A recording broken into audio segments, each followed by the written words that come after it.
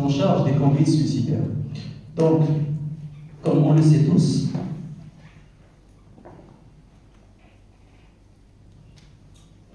le suicide constitue un drame.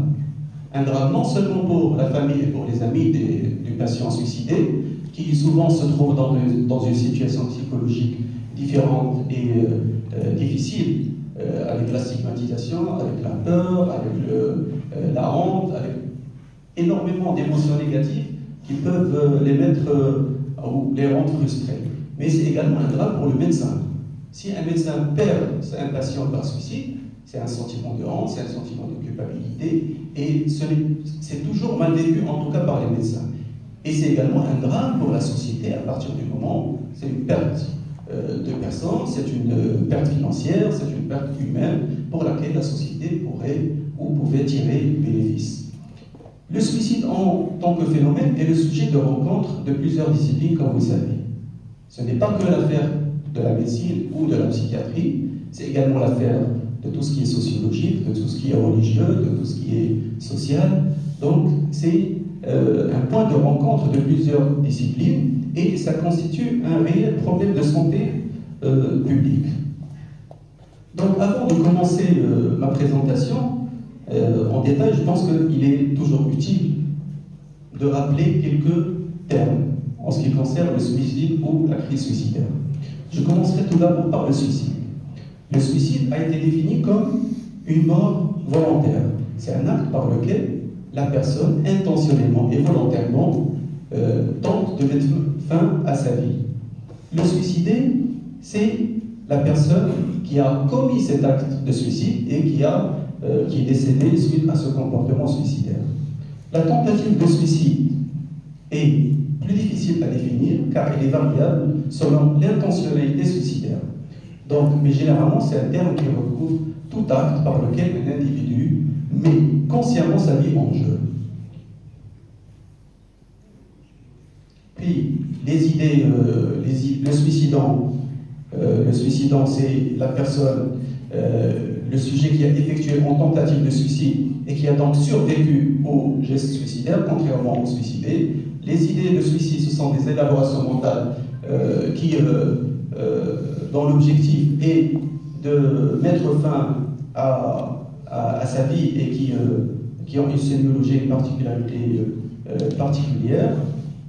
Les conduites suicidaires, ce n'est pas toujours des comportements suicidaires, mais parfois on parle de conduites suicidaires à partir de comportements qui peuvent mettre en péril la vie d'une personne et qui ont une valeur suicidaire, comme les actes d'automutilation, comme les conduites à risque, comme la conduite à haute vitesse. Donc ils peuvent être considérés comme des équivalents suicidaires.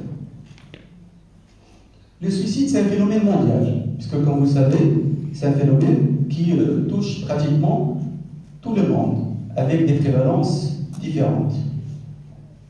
C'est plus de 800 000 décès par an, ce qui fait une prévalence de 11,4 pour 100 000 habitants. C'est un phénomène qui touche beaucoup plus les hommes que les femmes. C'est un phénomène qui fait que pratiquement il y a une mort toutes les 40 secondes. Le suicide est considéré comme étant la deuxième cause de mortalité chez les jeunes de 15 à 29 ans. Et il tue plus que ne le font les guerres et les homicides réunis. Quant aux moyens utilisés pour le suicide, selon l'Organisation mondiale de la santé, ce sont essentiellement les pesticides, la pendaison et l'utilisation des armes à feu. Au Maroc, malheureusement, il n'y a pas de registre officiel par rapport aux tentatives de suicide. Mais selon les données données par l'Organisation mondiale de la santé, la prévalence du suicide au niveau du Maroc est estimée à 5,3 pour 100 000 habitants, avec un nombre de 1628 suicidés au Maroc. C'est des chiffres qui concernent l'année 2012. Sur le plan international, le Maroc se situe sur le rang 151. Il n'y a pas une grande différence par rapport en termes de suicide par rapport aux pays du Maghreb, mais les têtes de liste, ce sont le Sri Lanka, avec une prévalence de 35,5 pour 100 000 habitants, la Lituanie et la Corée du Sud.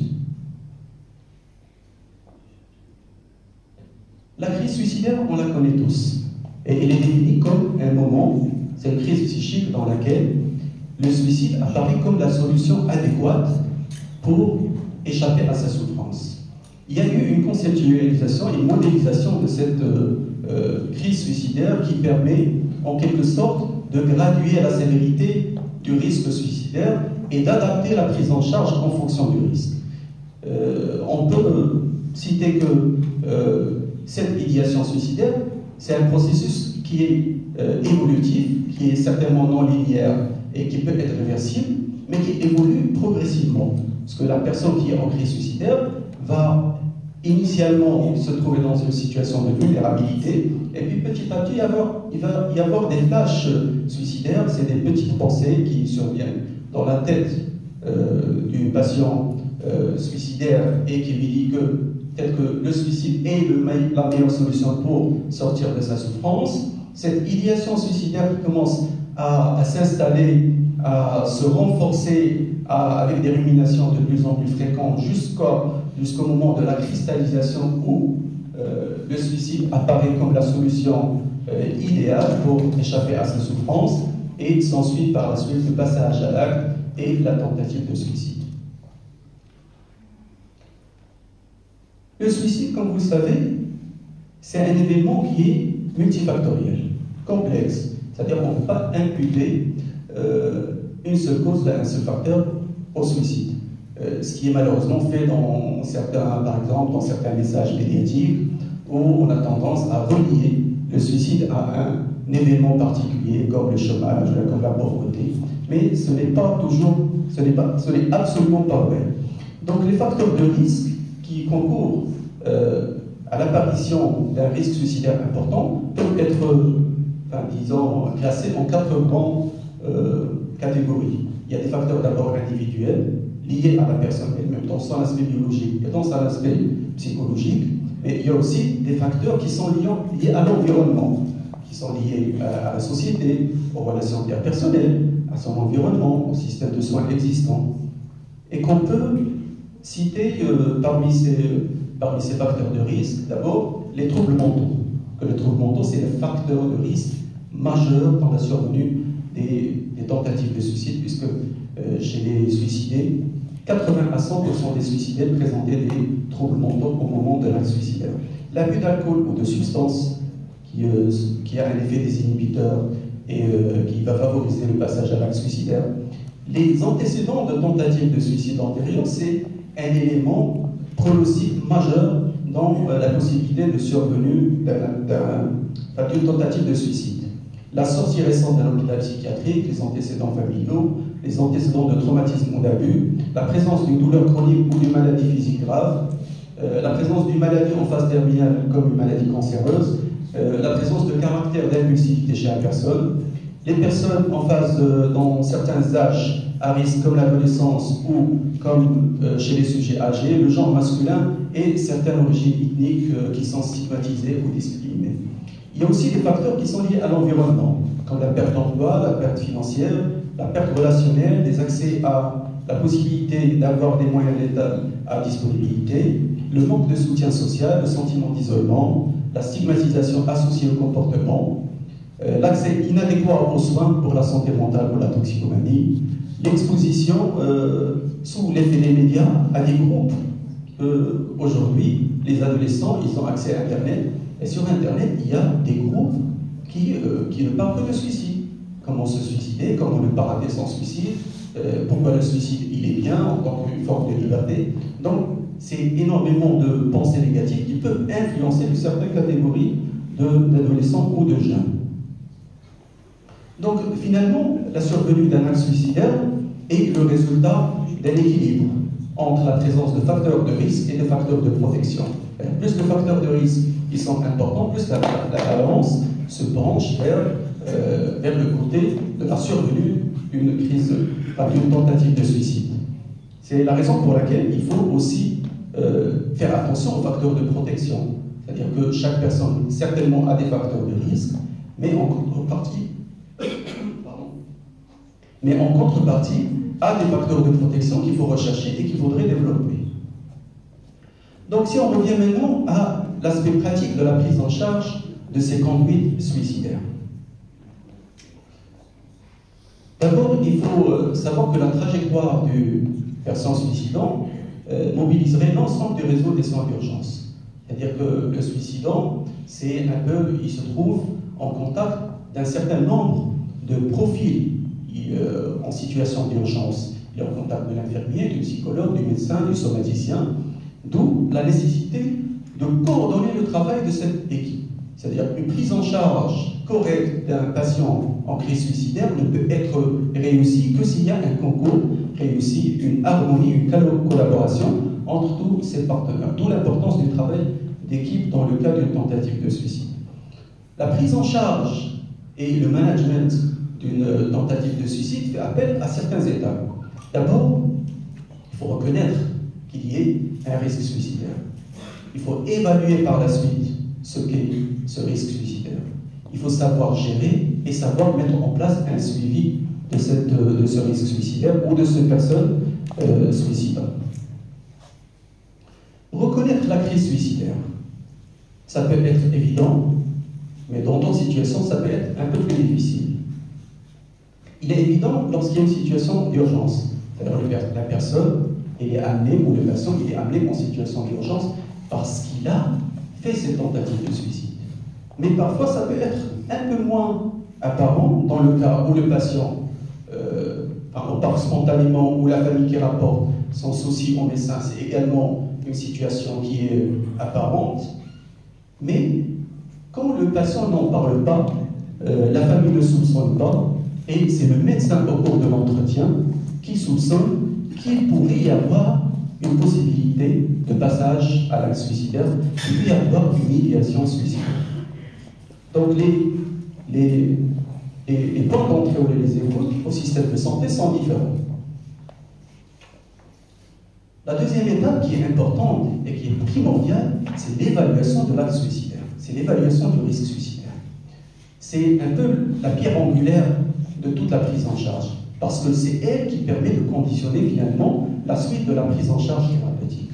Donc, c'est une évaluation qui doit être pluridisciplinaire, pluridimensionnelle, à la fois l'aspect biologique de la personne, l'aspect psychologique, et puis l'aspect social. Il faut évaluer la personne, la crise suicidaire, l'idéation ou l'acte suicidaire, et l'environnement entourant de la personne. Donc l'objectif, c'est d'évaluer la gravité de l'acte suicidaire, évaluer le potentiel suicidaire, et évaluation aussi des comorbidités psychiatriques et les ressources, les facteurs de risque ou de protection de l'environnement.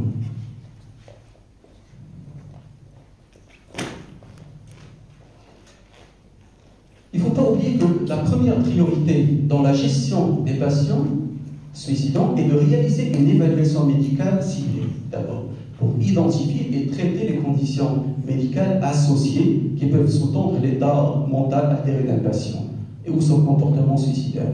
C'est-à-dire quelqu'un qui a fait une tentative de suicide peut nécessiter avant tout une prise en charge somatique, soit en milieu de réanimation, soit en milieu chirurgical, qui devrait être faite en premier lieu.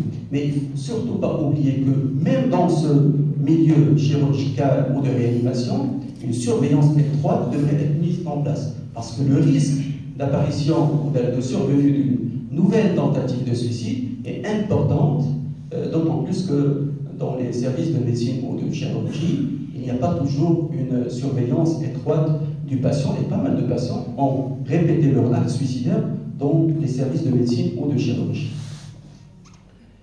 L'évaluation nécessite un cadre thérapeutique.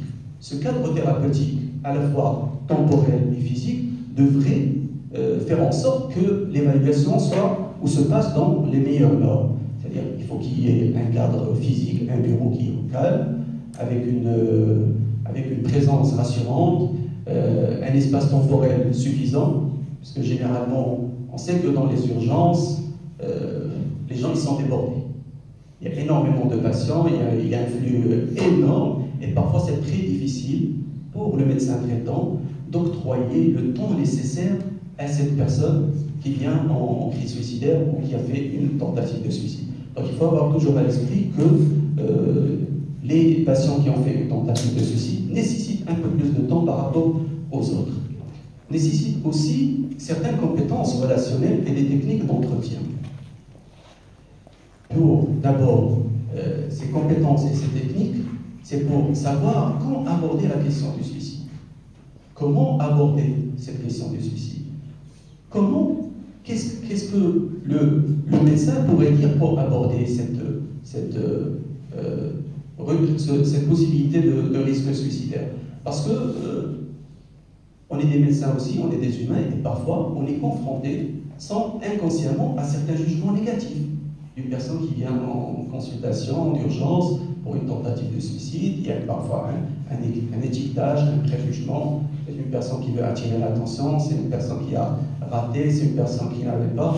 Mais il faut sortir un peu de cet étiquetage, parfois automatique, et assurer une prise en charge avec des techniques de communication et une relation saine et correcte. Donc pour cela, ce qu'il faut faire, c'est que d'abord il faut écouter et montrer l'intérêt et être calme, apporter son soutien et son soulagement à la personne, prendre la situation au sérieux, ne pas minimiser l'acte suicidaire, explorer les solutions autres que le suicide, parce que le suicide est une solution à un certain moment qui devient la seule. Donc il faut un peu détourner l'attention de la personne par rapport aux autres moyens qu'il peut mettre en place. Explorer les solutions autres que le suicide, faire préciser l'existence ou non d'un plan de suicide pour évaluer la sévérité de l'acte suicidaire ou de l'idéation suicidaire, gagner du temps et établir un contrat. Au cours du passage, et surtout dans les risques, dans les crises psychosociales, plus la personne est vue par plusieurs intervenants, plus cette charge anxieuse diminue. Et ça pourrait rendre service à la personne et réduire le risque suicidaire par la suite. Il faut identifier les autres soutiens et protéger le patient en enlevant les moyens qui sont à sa disposition, qui pourront lui faciliter le passage à l'acte suicidaire. Il ne faut surtout pas ignorer la situation, la négliger, se montrer émotif, mettre la personne au défi. Promettre le secret ou laisser la personne seule. Donc, au terme de cette évaluation, en principe, on devrait catégoriser la crise suicidaire en 3 grandes catégories en fonction de la sévérité. Soit les urgences faibles, soit les urgences moyennes, soit les urgences élevées. Et chaque catégorie, chaque situation nécessite une prise en charge adéquate. Donc je pense que ces critères d'urgence, vous les connaissez, donc on ne va pas trop s'attarder.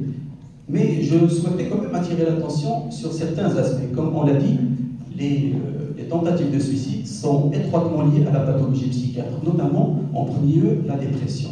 Et certaines caractéristiques des patients qui se présentent en consultation d'urgence pour une tentative de suicide et qui présentent une dépression font que le risque il est majeur, notamment chez les patients déprimés lorsque c'est un patient qui est jeune, lorsqu'il s'agit de dépression bipolaire, en état mixte, une dépression d'intensité sévère, une forme mélancolique, une forme délirante, un trouble d'installation précoce, lorsqu'il y a une angoisse importante, lorsque c'est au début du traitement des antidépresseurs, dans la phase de la levée d'inhibition psychomotrice, surtout chez le jeune, où il faut une attention particulière, et lorsqu'il y a une insomnie matinale. Chez les personnes qui sont atteintes de schizophrénie, également, il y a certaines variables qui majorent le risque et qui devraient attirer l'attention du praticien par rapport au risque majeur du survenu d'une tentative de suicide, notamment lorsqu'il s'agit des premiers stades de la maladie, ou peu après la sortie d'hospitalisation, lorsqu'il s'agit d'un sujet qui est de sexe masculin, jeune, célibataire et sans emploi, lorsqu'il y a une comorbidité dépressive, lorsque cette personne a fait des rechutes fréquentes, lorsque cette personne est hautement scolarisée, ou lorsqu'il y a un automatisme mental. C'est des éléments sémiologiques auxquels il faut être très attentif, d'accord, pour dire qu'une fois, chez un patient schizophrène, c'est des éléments qui nécessitent d'alerter notre attention parce que le risque, il est majeur. Je voudrais partager avec vous deux outils. L'un qui est établi par un organisme américain et l'autre qui est établi par l'Organisation mondiale de la santé. Et c'est des outils de diagnostic et d'aide à la prise en charge. C'est des algorithmes qui ont été établis et qui partent sur le même principe. Le premier, c'est qui a été établi aux États-Unis et qui met ce plan de prise en charge. D'abord, si le patient rentre dans une situation de tentative de suicide, il faut faire une évaluation du risque, avec notamment l'utilisation d'un outil très simple, très efficace, le CFT, qu'on va le voir par la suite.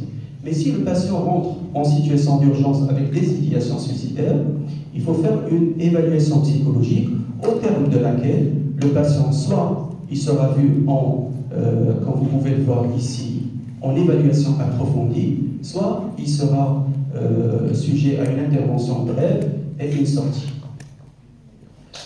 Les premières questions qui sont posées à ce niveau, au niveau de l'assessment rapide ou l'évaluation rapide, concerne la présence des idées suicidaires. S'il y a des idées suicidaires, s'il y a une intention suicidaire, s'il y a une tentative, un antécédent de tentative de suicide, s'il y a des problèmes de santé mentale, une comorbidité psychiatrique, s'il y a un problème de consommation de substances, s'il y a une irritabilité, une agitation ou une agressivité, n'importe quel élément de ces 6 éléments devrait nécessiter une prise en charge et une évaluation plus approfondie, en utilisant un outil qui est très pratique, le SAFE, Suicide Assessment 5-Step Evaluation and Triage. C'est un outil qui est très pratique.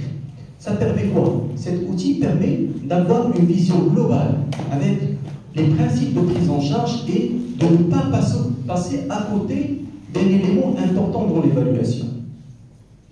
Brièvement, ça permet d'évaluer d'abord les facteurs de risque, d'identifier les facteurs de risque, le comportement suicidaire, les antécédents psychiatriques, les symptômes clés, l'histoire familiale, la présence de stresseurs ou de facteurs de stress, le changement de traitement récent ou l'accès à des moyens de létalité. Première étape de l'évaluation, c'est l'identification des facteurs de protection. On peut peser le pour et le contre pour renforcer et développer les facteurs de protection.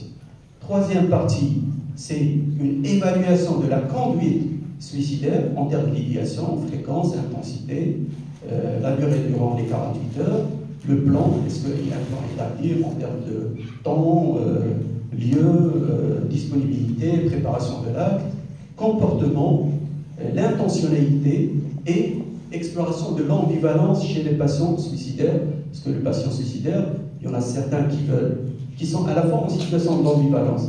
Ils veulent vivre, mais ils veulent aussi se suicider pour échapper à une souffrance.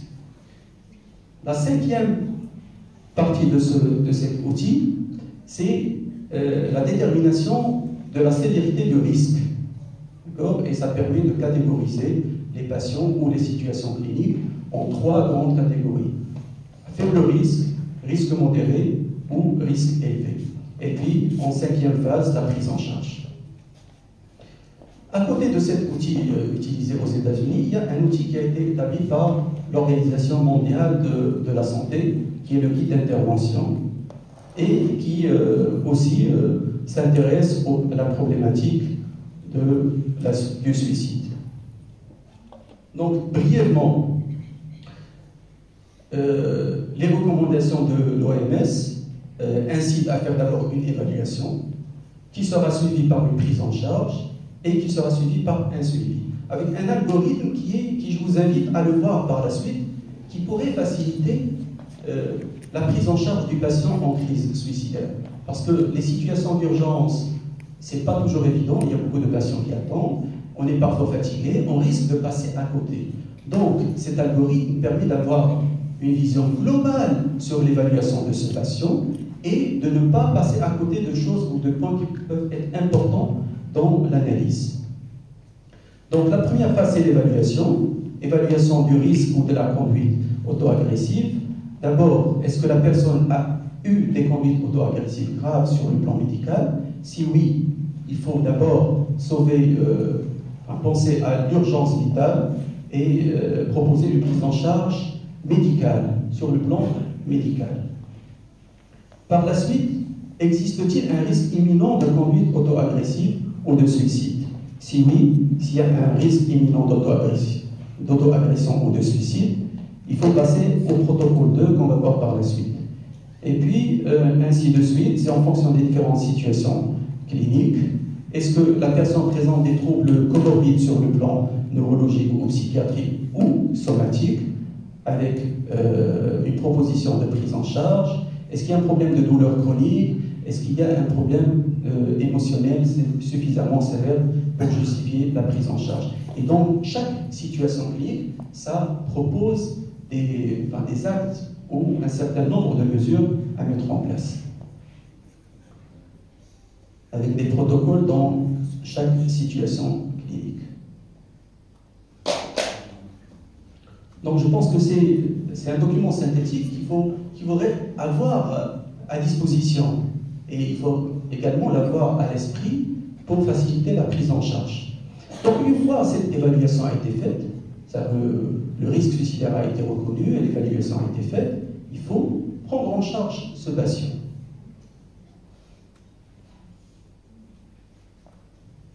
Donc la gestion ou la prise en charge fait appel à certaines mesures qu'on a à disposition. D'abord, l'hospitalisation psychiatrique. Quand est-ce qu'on doit hospitaliser un patient en crise suicidaire? Est-ce que tous les patients nécessitent d'être hospitalisés ou non? Eh bien, cette hospitalisation a comme objectif la protection du sujet, la mise en place d'une relation thérapeutique et un travail sur la souffrance.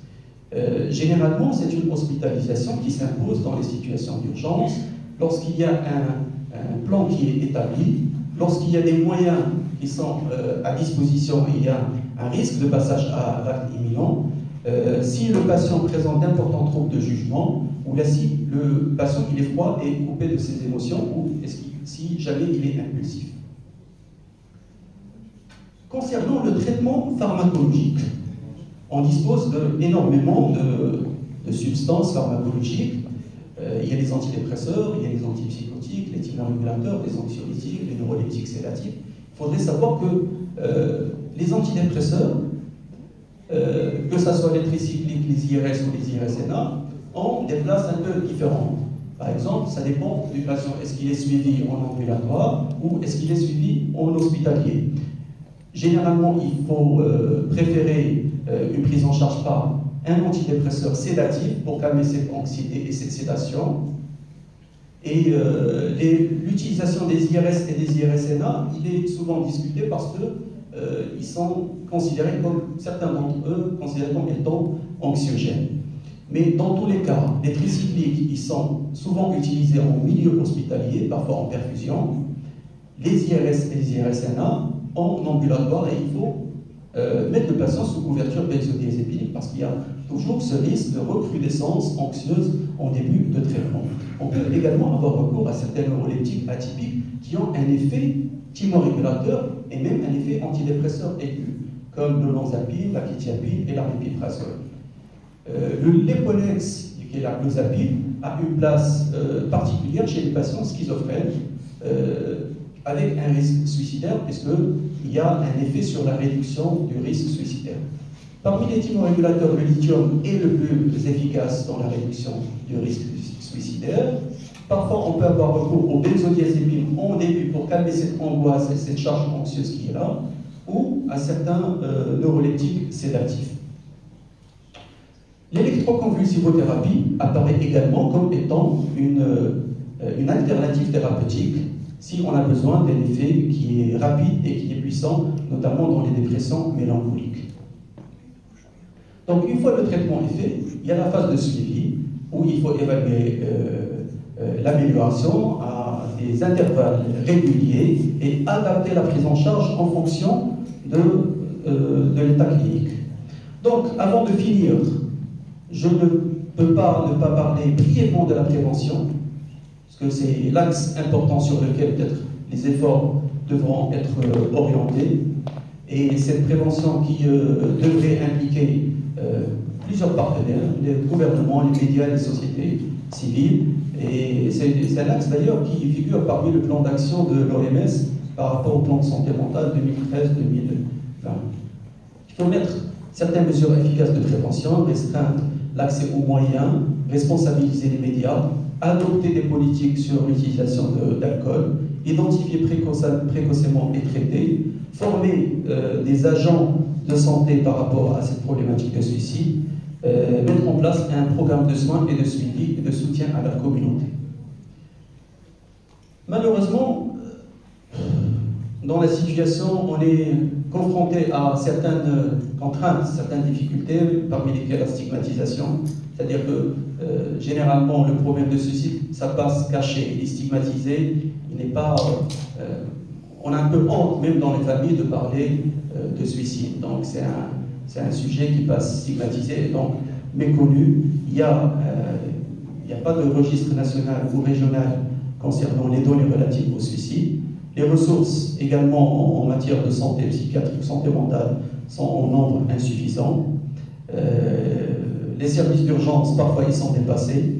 Et il y a aussi une contrainte physique entre les urgences psychiatriques et les urgences somatiques. Parfois, un patient qui a besoin d'une prise en charge rapide et d'être mis en milieu de réanimation, le fait de le transférer, parfois, ça tarde au péril, bien sûr, du patient. Donc, pour conclure, c'est une urgence fréquente, grave, qu'il faudrait déstigmatiser. Il faut avoir et garder à l'esprit qu'il est un problème, finalement, qui est évitable si on arrive à mettre en place une stratégie de prévention, une détection précoce et une prise en charge correcte.